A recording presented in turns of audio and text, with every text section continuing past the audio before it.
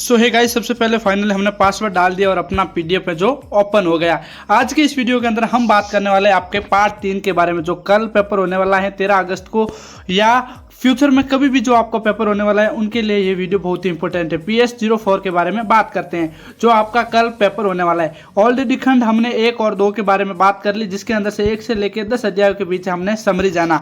अगर वो वीडियो 2 खंड नहीं देखे तो इस वीडियो को देखने के बाद वो 2 खंड देख लेना। ये खंड तीसरा है, इसके अंदर हम जानेंगे अध्याय 11 से 15 के बीच में संक्षेप, ताकि आपका कोई भी क्वेश्चन आता है उसे आप आराम से सॉल्व कर पाओगे।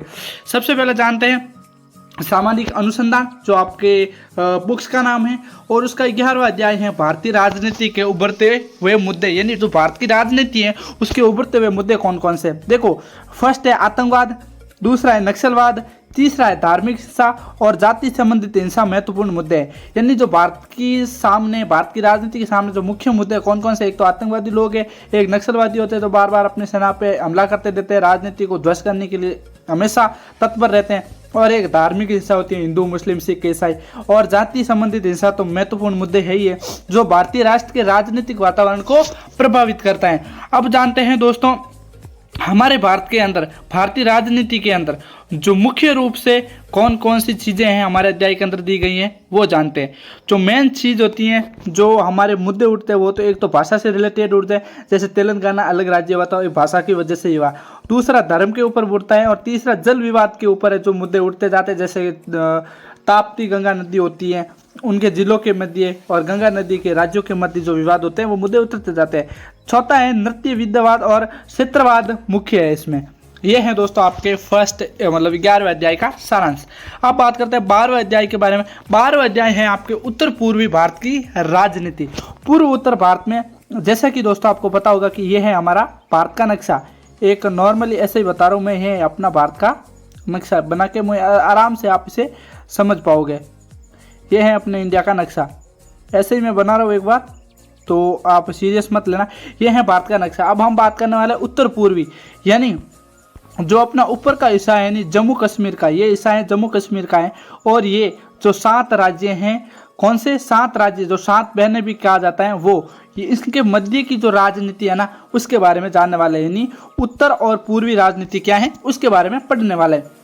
तो सबसे पहले बता देता हूँ, पूर्वोत्तर भारत से आज से हैं भारत के सर्वाधिक पूर्वी क्षेत्रों में, जिसमें कुल 8 भारतीय राज्य हैं। कौन कौन से? असम, अरुणाचल प्रदेश, मेघालय, मणिपुर, मिजोरम, त्रिपुरा, नागालैंड और सिक्किम आदि शामिल है। सिक्किम के अतिरिक्त बाकी एक साथ जुड़े राज्यों को 7 बहनों के नाम से भी जाना जाता है। जैसा कि मैंने आपको बताया, 7 बहनों के नाम से भी जाना जाता है। ये उत्तर पूर्वी राजनीति।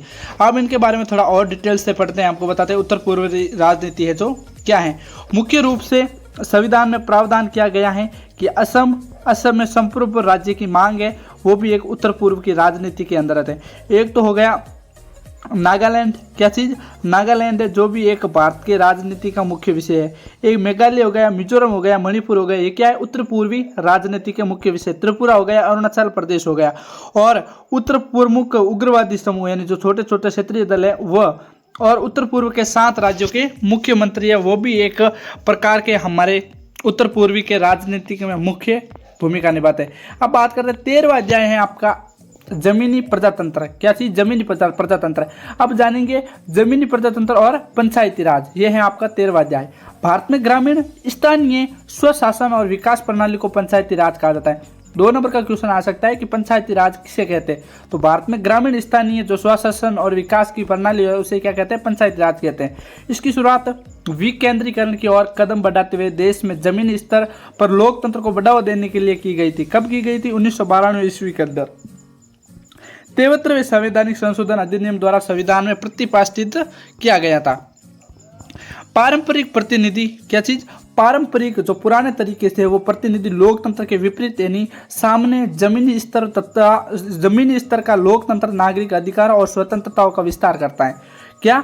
पारंपरिक जो पुराने प्रकार के प्रतिनिधि का लोकतंत्र था वो जमीनी स्तर को लोकतंत्र नागरिकों का मूल अधिकार के रूप में स्वतंत्रता का विस्तार करता है, और स्थानीय स्तर पर नागरिकों को अधिक जवाबदेह बनाता है।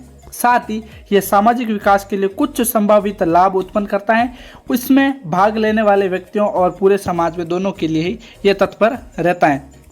अब बात करते हैं पंचायती राज के बारे में थोड़ा और डिटेल से। पंचायती राज शहरी और उपनगरीय नगर पालिकाओं के विपरीत ग्रामीण भारत में गांवों को स्थानीय स्वशासन की प्रणाली है। यानी शहरों और नगर पालिकाओं से अलग ग्रामीण गांव के अंदर की जो स्थानीय स्वशासन की प्रणाली है उसे क्या कहते हैं, अपन पंचायती राज कहते हैं। इसमें पंचायती राज संस्थाएं शामिल होती हैं जिनके माध्यम से गाँवों का स्वशासन का एहसास होता है। अब बात करेंगे आपका 14वां सबसे इम्पोर्टेंट पार्ट है, वो है प्रजातंत्र के 6 दशक क्या कौन कैसे गुजरे। क्या प्रजातंत्र के 6 दशक क्या है? प्रजातंत्र एक ऐसी शासन व्यवस्था है जहाँ संप्रभु शक्ति के प्रयोग में जनता की प्रमुख हिस्सेदारी होती है। यानी अपने राजस्थान का, अपने भारत का जो शासन व्यवस्था है वो कौन सी है? प्रजातंत्र है। जो संप्रभु शक्ति के प्रयोग होते हैं वो सारी की सारी शक्ति किसके हाथ में? जनता के हाथ में। प्रजातंत्र में चर्चा एवं विचार विमर्श का प्रथम स्थान है वो क्या है? ये स्वतंत्रता का संस्थाकरण है।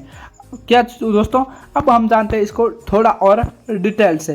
क्या इस पार्ट के अंदर प्रजातंत्र के 6 दशक के अंदर मुख्य क्या क्या है? तो मुख्य हैं दोस्तों समाज में लोकतंत्र और राज्य में लोकतंत्र, जो हमको पता ही है। मूल मान्यताएं जो अपने राजस्थान को और इंडिया को दे रखी हैं। भारतीय संविधान में लोकतंत्र क्या है ये हमने अच्छी तरह पढ़ लिया है। भारतीय प्रजातंत्र के 6 दशक जो दोस्तों मैंने आपको 1 से लेकर 10th जो मैंने आपको लेसन पढ़ाए थे उसके अंदर नॉर्मल बता दिए, कोई खास नहीं है। भारत में प्रजातंत्र की सफलता के कारण जो मैंने आपको पहले ही बता दिए। भारत में प्रजातंत्र की असफलता, यानी जो लोकतंत्र वाले सफलता है और असफलता है वही सेम प्रजातंत्र है। लोकतंत्र ही प्रजातंत्र है। इसको थोड़ा और डिटेल से समझाना चाहता हूँ आपको। यानी लोकतंत्र का वर्गीकरण क्या है? लोकतंत्र है मेन, इसके साथ ही एक प्रत्यक्ष है और एक प्रतिनिधित्व है। उससे एक होता है संसदीय और एक होता है अध्यक्षीय। संसदीय के अंदर क्या होता है? एकात्मक होता है और एक संघात्मक होता है। और अध्यक्ष के अंदर क्या होता है? एकात्मक और संघात्मक। ये इस प्रकार की सारणी से हम समझ सकते हैं। अब बात करते हैं दोस्तों 15वां आपका मोस्ट इंपोर्टेंट लेसन है वो है राजस्थान में प्रजातांत्रिक राजनीति। अब पहले तो भारत के अंदर पढ़ी थी, अब राजस्थान के अंदर पढ़ने वाले तो मैंने पूरा का पूरा एक पैराग्राफ ही उठा लिया है जो मोस्ट इंपोर्टेंट है।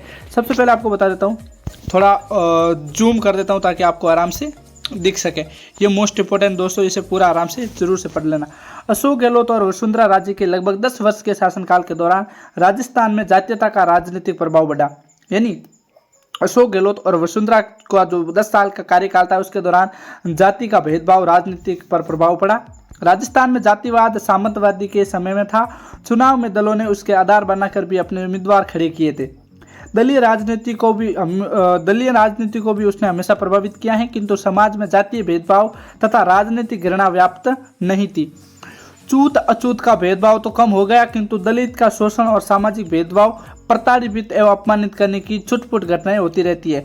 यानी जो छुआछूत का भेदभाव था वो तो कम हुआ, लेकिन जो दलितों के ऊपर शोषण और जो सामाजिक भेदभाव था वो तो वैसा का वैसा रहा। 1972 के चुनाव के बाद उच्च या स्वर्ण जातियों के साथ साथ अन्य पिछड़ी जातियों का प्रभाव बढ़ने लगा। 1999 में तत्कालीन प्रधानमंत्री अटल बिहारी वाजपेयी द्वारा जाटों को अन्य पिछड़ी जाति में सम्मिलित करने के बाद उसकी राज्य में प्रतिकूल प्रतिक्रियाएं हो रही थी। अब बात करते हैं दोस्तों जाटों के जो जाटों को सम्मिलित किया गया था, क्या जो जाटों को सम्मिलित किए जाने की मांग थी वो उससे भी अधिक दर्दनाक क्या था तथा अनुशासनहीनता का उदाहरण नहीं मिल सकता, जब विधानसभा पटल एवं जनसभाओं में दलीय अनुशासन तोड़कर जाति के एक मंच पर खड़े होकर आरक्षण की मांग की जाने लगी। उसके बाद ब्राह्मण, गुर्जर, माली, सैन, धोबी, कुमावत आदि अन्य जातियों ने अनेक बार राज्य व्यापी सम्मेलन कर आरक्षण का विभिन्न श्रेणियों में ले जाने की मांग की। यानी जो अपने ब्राह्मण हो गए, गुर्जर हो गए, वो भी कहा कि हमें भी कुछ आरक्षण दिया जाए। ये क्रम अबाध गति से चलता रहा। राजनीतिक दलों में उच्च पदों पर इसी आधार पर नियुक्तियां की जा रही थी। यह अनुमान तथा आकलन किया जा रहा था कि 2003 की पृष्ठभूमि में जातीय आधार पर अगले चुनाव में भी वोट डाले जाएंगे और उसकी गणना के अनुसार उन्हें संगठित किया जाएगा। एक नारा प्रचलित किया जा रहा था कि जाति की बेटी और वोट जाति के ही वर और उम्मीदवार को। यानी जो जाति की बेटी और वोट जाति के ही वर्ग के उम्मीदवार को, इससे अधिक अशोभनीय बात कोई नहीं हो सकती है। यानी जो अपनी बेटी दी थी उसी को ही वोट देना है। अब बात करते हैं राजस्थान निर्माण के 60वें वर्ष में राज्य में स्थापित लोकतांत्रिक राजनीतिक व्यवस्था का विश्लेषण करने पर कई निराशाजनक पहलू सामने आए। धीरे धीरे राजनीतिक दलों में आंतरिक लोकतंत्र समाप्त हो गया और केंद्रीय नेतृत्व का प्रभाव बहुत कम बढ़ गया। राज्य की 26% आबादी थी जो मुख्यतः अनुसूचित जाति और जनजाति गरीबी रेखा से नीचे जीवन यापन करने और विधानसभा में 28% स्थान उनके लिए आरक्षित होने के बाद भी सर्वोच्च सत्ता में उनकी भागीदारी ना के बराबर है। केवल कतिपय लोगों को राजकीय सेवा प्राप्त करने का अवसर अवश्य मिल गया है, उनके लिए भी शिक्षा मंदिरों के दरवाजे अवश्य खुल गए हैं और मेरिट के आधार पर प्रवेश के स्थान पर रियासतें प्रदान कर दी गई हैं। अनुसूचित जाति, जनजाति तथा अन्य पिछड़ी वर्ग जातियों में घोषित जातियों की जीवन यापन की अन्य सुविधा भी दी जाने लगी है। काली बादली में क्या, जो अपनी काली बादली है, काली बादली में चांद सी चमकती एक रेखा अवश्य दिखाई देती है कि अब विधानसभा के पिछले 12 चुनाव में मतदाताओं का प्रतिशत प्राय 2 गुने पहुंच गया है। 1952 में 37% मतदान ही हुआ था, जो बढ़कर 2003 में लगभग 68% पहुंच गए। महिलाओं का प्रतिशत लगभग 58 है। नगर पालिकाओं तथा पंचायतों राज व्यवस्थाओं के लिए प्राय 90% तक मतदान हो जाता है। जनता में मतदान करने के प्रति जागरूकता बढ़ रही है, जबकि शिक्षित वर्ग तथा उच्च जातियों के अधिकांश मतदाताओं में वह रुचि अभी तक दिखाई नहीं दी है। इस प्रकार दोस्तों हमने जाना हमारे राजस्थान के अंदर प्रजातंत्र को। अब दोस्तों इसी के साथ हमारा ये पार्ट होता है कंप्लीट। एक चीज़ आपको रिकमेंड करूंगा कि ये 1 से लेके 15 पार्ट तक समरी पूरी आप देखें, 3 के 3 के वीडियो देखें, 3 के 3 पूरे, मुश्किल से तीनों वीडियो मिला के 30 मिनट के होंगे नहीं, लेकिन कल के एग्जाम के अंदर आप सवाल कर रहे होंगे जो आपके बाजू वाला आपके सामने देख रहा होगा। 3 वीडियो ये और एक मैंने पेपर लीक का मोस्ट इंपॉर्टेंट मॉडल पेपर डाला है, उसको जरूर से देख के देना। ये अगर आपने 2 देख लिए तो आपका बेड़ा पार है। मिलते हैं एक और नई वीडियो के साथ, तब तक के लिए आपका बहुत बहुत धन्यवाद।